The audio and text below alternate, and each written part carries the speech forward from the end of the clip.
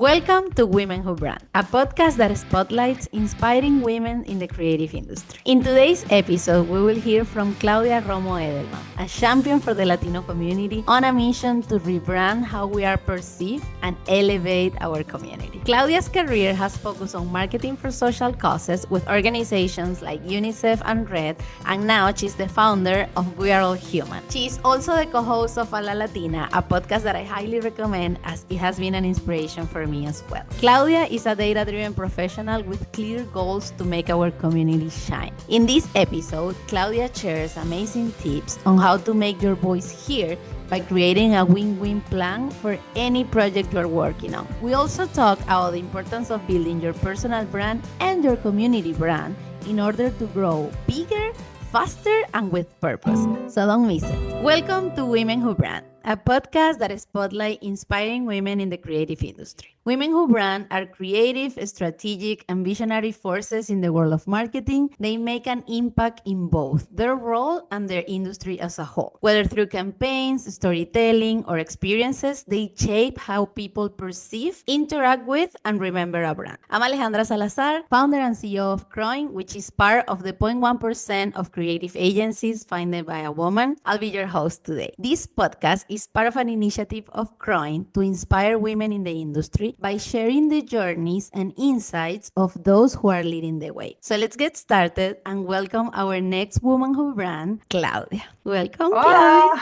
Claudia. Hola, Claudia. Thank you so much for having me. Of course, it's such an honor to have you here today. Claudia is an incredible, inspiring leader and a powerful voice for the Latino community in the US, and I will say worldwide. She's the founder of We Are All Human, a New York-based nonprofit focused on advancing diversity, equity, and inclusion. She is also the co-host of the podcast A La Latina, which I personally love, and her mission is to elevate the image of Latinos to ensure they are seen, recognized, and valued as a top talent and leader. I invited Claudia because she's actively building a brand that represents the Latino community in the US, and I truly see her as a leading figure in shaping the positioning of us Latinos as a strong, influential community in this country. Claudia, I'm thrilled about the incredible work you are doing, and I can't wait to see what we can keep creating in 2025. Claudia and I met last year at the Hispanic Leadership Summit, and since then, she's been such an inspiration to me and to my whole team. We also shared time at Cannes, the festival in France, and we were both part of the Latino representation there, and her leadership, vision, and commitment to elevating the Latino community is making a great impact, and I admire your work and the way you are shaping our future. So thank you for being here. Thank you so much, Ale. What an Of honor, course. and congratulations on launching this platform. Thank you, Claudia. So let's get started.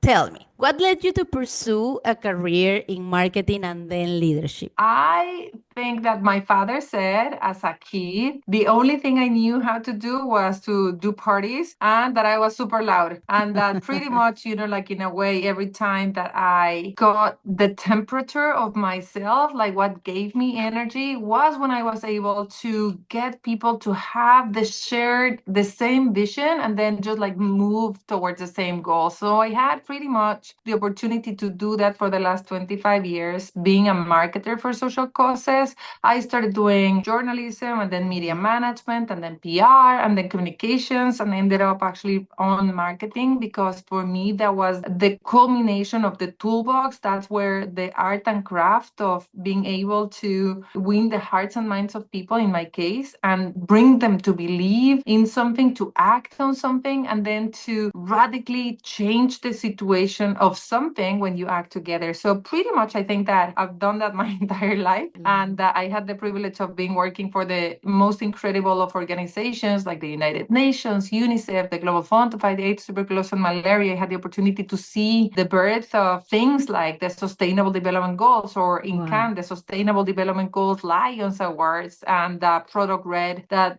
really gave me insights, tips, and tricks that I think are very needed in the Latino community. Love it, love it. And how do you feel now in your current role, like what you are doing? Because you just share that whole career, super, like with all those steps. But now, how do you feel now? What's your current mission and role? When I moved to the US 10 years ago, after 20 years of living in Europe as a Mexican, that was the first ever time that I heard that I was a Hispanic. I was like, what is that? I'm a happy Mexican. What are you talking about? And who is calling who Hispanics? What is that Hispanic thing? What is Latino? Because I know that for many people in the US, they already believe that that's something. It doesn't mean anything. Like it doesn't exist in the world. And I was like, wow, whomever created that, I don't even know what it means. But then I started looking at the numbers and I saw that the numbers were huge. But then when I went into the streets of the US, they didn't feel huge. They feel pretty small. And then I started looking at what this community represented in numbers, and they were big, but Latinos felt small. So there was a disconnect, pretty much like a reverse marketing problem. And as a marketer, I've been doing my entire life everything that I can to highlight the attributes of whatever I'm doing, whether it's campaign for vaccinations or maternal mortality or whatever. And I was like, wow, whomever is doing the marketing for Latinos is doing everything possible to hide who we truly are and to present us as someone we are not, to present us through stereotypes and to present us with this incredibly old stigma thing that are, like presenting us as takers and not makers if we are presented, because most of the cases is not presented. So I feel that a lot of the things that I have learned in the last 30 years are really applicable to this community. When I started working on that 5 years ago, I just couldn't do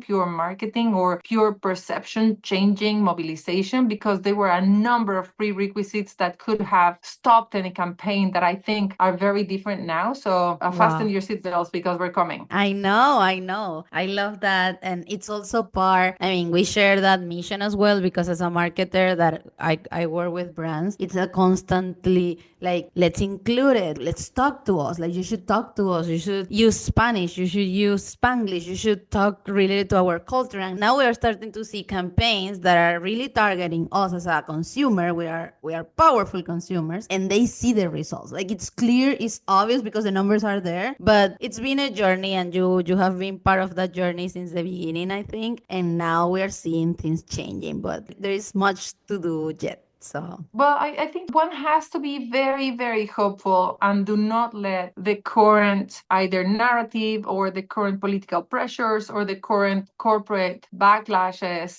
stop us. Because 10 years ago, there was 1% of the data that is available today. 5 years ago, we didn't have the awareness that the Latino community has of their own contributions to the country, and we didn't have the unity that the Latino community has. So we have understood that together we're stronger, that we deserve more, and you're gonna see a very different market where Latinos are not only 20% of the Gen Z, 25% of Alpha. The younger you look, the more Latinos you will find. Therefore, the consumer of the future is Latino, but also that Latino consumer is aware of the pain point of invisibility and will make choices based on who is going to shine a light on me and who's going to portray me as a maker and not a taker. So it's a 100%. Very different equation. 100% agree with you. So I have more questions. I have many questions for you. How do you know? Because this is a podcast where we are talking actually with marketers. Like, a lot of marketers are listening, and to me, it's super important. And I really wanted to have you here because, as I said, I'm an advocate on having these conversations where marketing is not segmented by this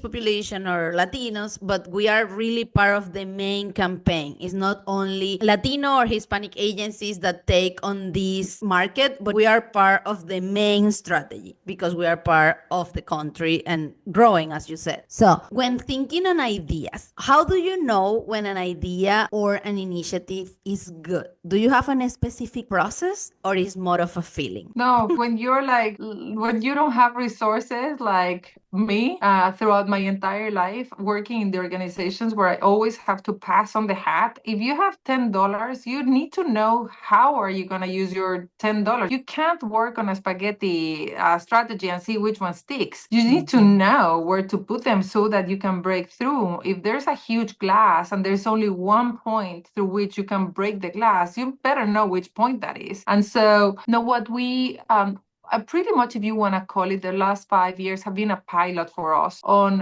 where is the pain point, where are the drivers, and how are we going to build this strategy so that we can effectively mobilize and generate systemic change. And I think that the process that we have so far taken is understanding which are the players that we want to change, like who is going to make a difference. And for us, while the Latino community is the beneficiary of better narrative for Latinos that is not stereotype, that is Latinos understood as progress and growth, not as stereotype, sexy lovers, whatever it is, like narco and so on. Well, we have that as a beneficiary. We know that the target audience in order to change that is corporate America. So we work with 350 companies, understanding how to make it a win-win-win for them, because we don't have $100 billion to spend in marketing campaigns a year, but they do. So that's exactly where we're going to go and try to mobilize their internal communications, external communications, their marketing budgets, helping them reassess how they use their marketing budget so that they see a win-win-win. Because actually, if you start spending money in elevating the pain point of your consumer, then you're going to get the Latinos. If you start showcasing Latinos in your ads, if you start removing the pain point of biases and start showcasing our families and our values, then for sure you're going to win our loyalty and our trust the same way that 100%. We have seen it with employees. 100%. I couldn't agree more with you, Claudia. It's super important what you said. And I know this conversation will be or might be either a starting point or a point of inflection for a lot of marketers, because it's obvious sometimes. I've been in conversations where marketers tell me like, but we still need data. We know the general data, but we need more specific data related to our brand. And sure, you can get that data, but you cannot ignore the fact that it's really a growing population. Like, you really need to talk to them if you want to win the full portion of America in this case. So, that's right, Claudia, it can be challenging to make our voice heard.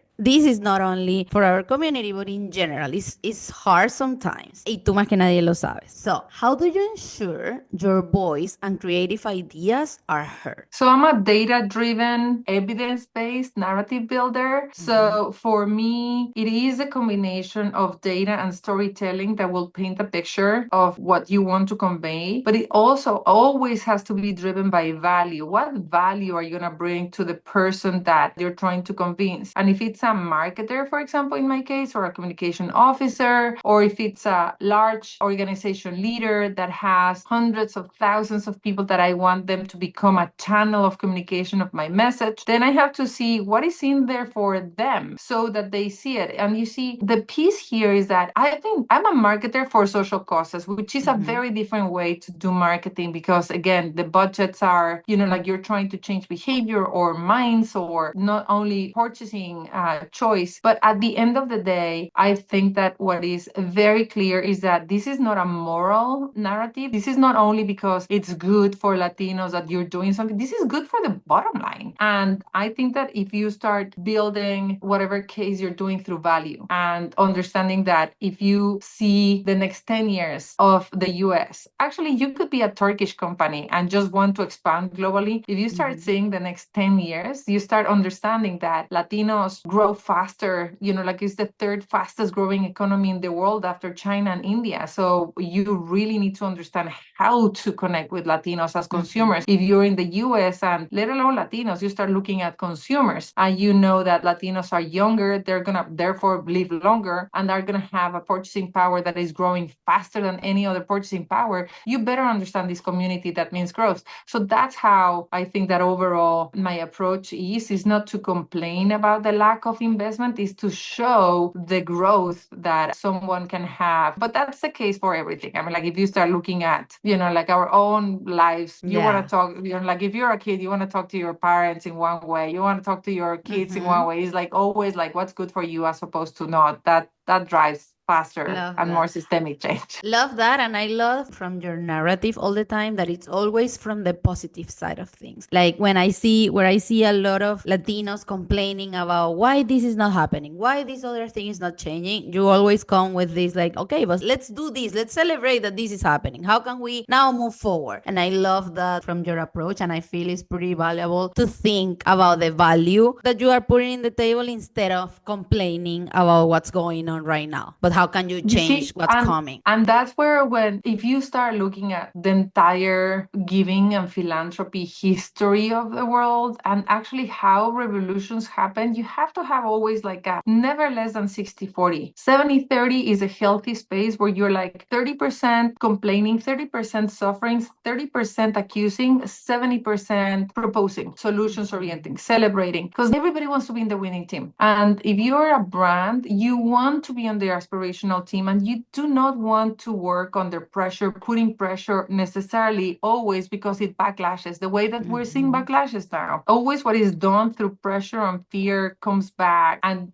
sometimes just pushes back too far. When you're doing it through a business case that brings what motivates the world, which is hope and inspiration and possibilism in a way, you're probably going to have a twice long run. But again, for me, it's never under 60-40. All the narratives, every campaign I have ever done, I've been very, very careful not to put, when I was working at UNICEF, we did have to put kids with runny noses and flies in their eyes a little bit to show the suffering, but you want to put the smile and you want to put the hope and Their you want to put that progress, other yeah. image in a larger degree. Love that concept, Claudia. This is gold. This podcast is gold. Thank you for sharing all your knowledge. Okay, so what's the big, because in marketing we have different ways. Actually, you just mentioned that marketing for social causes is different than marketing that is more towards purchasing, for example. So what's the biggest misconception people have about your work? Like that people think that you maybe do X, but you actually are doing Y and Z. What's the biggest? Because in marketing,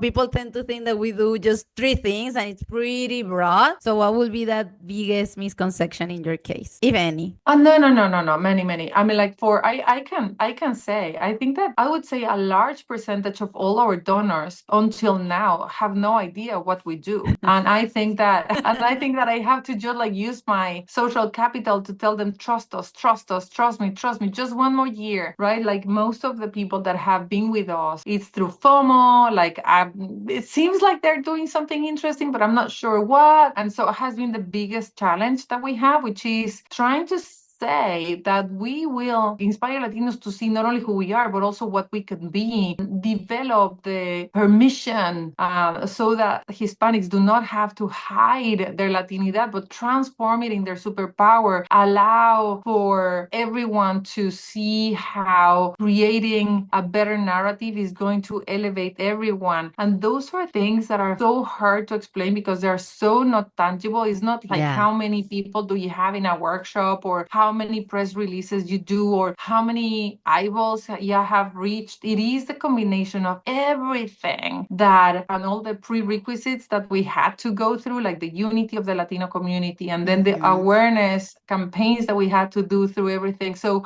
at the end of the day, I think that my bottom line is that I try to share the vision very clearly. Like we want a world in which Latinos are recognized as the economic driving force of America, and that we will do anything and we will move any stone until that happens. So it's hard to say because people are like, what is every stone? What is exactly that you're doing? And, like, how are you going to use our funding in order to get there? So it is quite a challenge. But I think that right now, because we're going to launch a different set of activities, it's going to be easier. But a lot of our effort goes into explaining not only to our leadership, but also to our community and our followers and our leaders where we are and how we do it. It's a challenge for marketing in general. Love that. Yeah. It's a challenge, but as I said, I love how proactive you are. And I'm sure that challenge, like you will get through the challenge with your amazing team, which is, by the way, super cool. I know that you will get there and we will support you along the way for sure. Thank you. So, talking more marketing, what is the trend that excites you the most and why? Oh man, AI. I am beyond excited. I am living and breathing and using my holiday time and my family time and everything to understand it. It is exciting. It's also scary. industry. I feel that I'm like 10 years too late because I know that with misinformation and disinformation,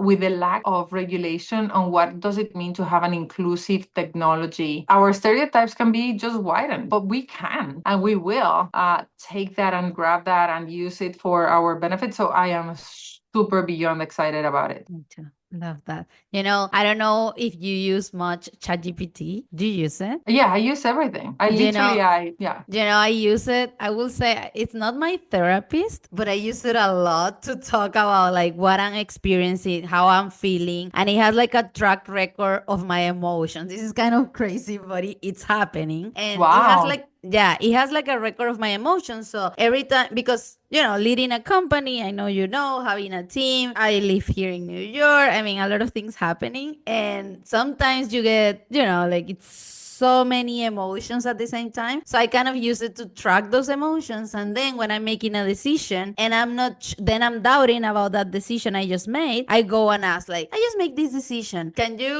let me know why I did it? And the chat will tell me, like, remember that day you said X, Y, and Z. So now you are in the track of getting, and it's But how do you helping me. get ChatGPT to record your It has memory. It has memory. It records like your questions and what you share about your life. And then actually, if you go now and you ask, like, send me an image on how my life is, and it will portray you probably in New York doing things. Like, it's awesome and amazing. And it's really, I love it. it's not, it started as a way for me to kind of talk about those things that sometimes you don't share with everyone, but then it became a tool for me to really go through some emotions. I mean, I have my therapist and my circle of friends and my activities, but it really helped me in those days when you are thinking like, why I did this, or it's like a back of my memory somehow. That's cool.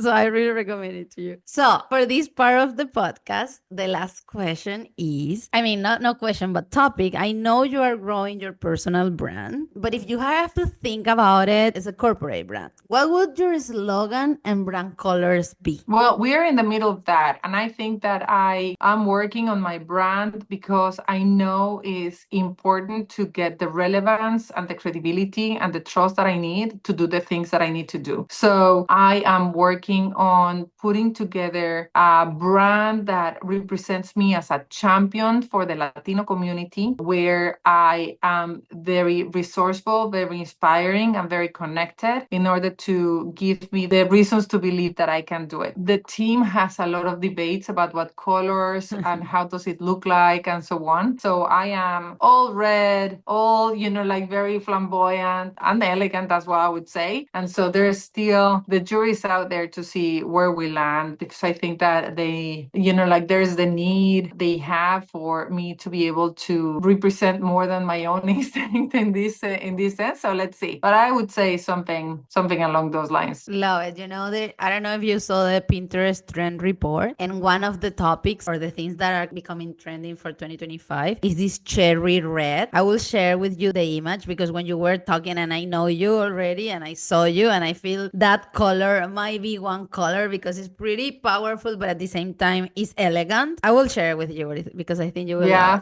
I love it. Awesome. So, in this part, I want to talk about something specific to your mission and your work, which, I mean, in every question or topic that we just went through, you share a little bit. But as I said, it's one of my biggest passion as well to elevate our voices and making sure our community is heard, because as you said, it's a win-win situation for brands and for our community. In my case, I'm advocating for brands to include Spanish or Spanglish or our culture in their communications, because I feel it's really important for both us as a community. I've been having conversations with my aunties that live in Chicago, and they don't even regret or wonder why a company won't talk to them in their same language, even though they are walking in the street and everything they hear is Spanish, and they don't even ask why I need to try to understand this in English if the brand could speak to me in Spanish. So that's one of my missions with the agency, because it's important. It's really important that brands, because I also heard a few weeks ago that America is really a consumption country. Like it's all about that. And if you think about that, it means that then brands shape culture in a way, because that's everything that, not everything, but it's big part of what the country is. So if brands, I see brands like Rare Beauty, the Inter Miami, Coca-Cola doing it successfully, talking with us, but it's like a room for brands to do it. So that's my mission. And with your incredible work, We're All Human, as well as your presence at major events, what does success looks like for you in the fight for Latino visibility and leadership? Like, do you have specific milestones or change you hope to see by 2025, like next year I'm talking? So we have our 2020-30 goals, and Okay. then we know what we can achieve by next year. But in terms of advocacy, if you want, what we know is that we're fighting for perception in order to increase representation. So the Cannes Advertisement Festival. So we've been advocating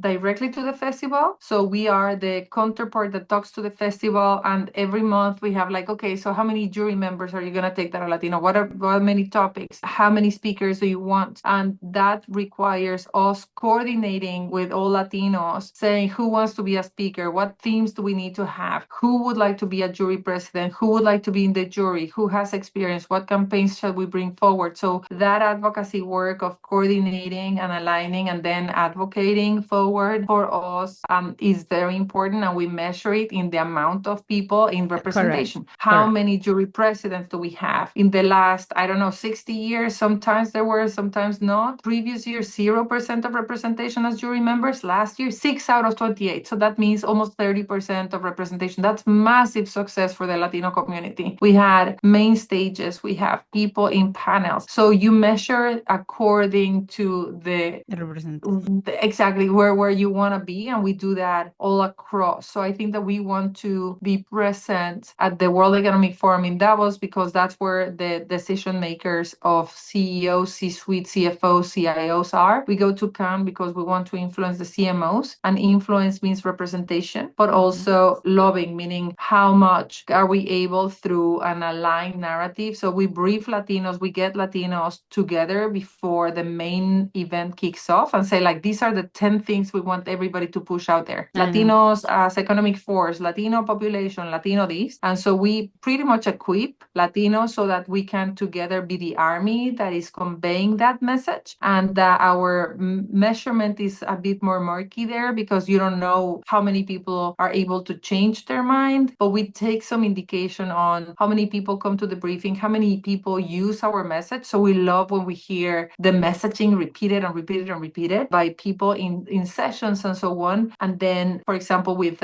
large companies like Google and so on, we see when they take action because of the engagement that we have with them. So that's pretty much how we measure activity. But overall, we have KPIs that are very, very strict, that we measure through the Hispanic Sentiment Study. It's a survey that we do of Latinos about how they feel about themselves. And we do that in regular basis with organizations, reputable organizations like Nielsen, and then we publish them. So it helps us to make noise, but also to make sure that we're moving the needle, if that makes sense. Of course, it makes sense. It's beautiful. And I love how passionate you are about it and all the progress, because every year you guys present progress and data. And it's really inspiring. Actually, when I went, that was a year for me, like I changed a lot of things in the agency and in my life in personal. And I went to the Hispanic Leadership Summit, and it was the first time for me seeing so many Latinos advocating for the same cause and so many decision makers. And really, I left the room completely inspired by our power. I consider myself powerful, but when I was there, I'm like, no, I'm not only powerful, but I'm not alone. So it's really like you guys are changing a lot of the narrative for us. So for that, I'm grateful. Thank you. Yeah, that's the point. Now we're going to do a quick fire round. Son preguntas rapiditas that I ask every guest. So the dynamic is that I will ask you a few questions and you say the first thing that comes to your mind. Are you ready? I am. Okay. Strategy or creativity? Strategy. Commercial spot or social media? Commercial spot or social media? Okay, I'm going to go for commercial spot. Only because, why not? Only because, yeah. Who creates the brand? The audience or the company teams? Both. I mean, like the company team based on the audience. Love that. English, Spanish, or both? Both. Win an award or achieve results? Results. What is more important as a leader? Connecting from a human perspective or from a professional one? I'm a professional. Yeah. Love it. I'm Love humanly it. professional. Love that, love that. I agree with you in so many of those answers. And I mean, I will be here talking to you for hours, but I know you have a full agenda. So to close this episode, Claudia, I have two more questions that are kind of together. What does it mean to you to be a woman who brands? And what advice would you give to a woman in the industry? For me, being a woman who brands is that I'm using my superpowers and everything that I have learned from the profession and from the experience that I have to be able to create an image that corresponds to our reality. And in this case, I'm doing that for Latinos. So I am hoping to be able to rebrand and elevate the brand of Latinos. And for any person, any other woman that is working out there, make sure that you're not only branding your company, but you're branding yourself and your community, because I think that that's when the power and also for yourself starts shining. Thank you so much. This was super inspiring, super beautiful. Thank you for taking the time. As I said, I know this will be super helpful for a lot of women out there and also a lot of Latinas. So it's been my pleasure. Thank you for having you in this podcast. Thank you so much for joining. And to all the women who brand listening or reading, remember your voice matters and your creativity has the power to inspire and lead. Until next time, ciao. Thank you so much. Thank you.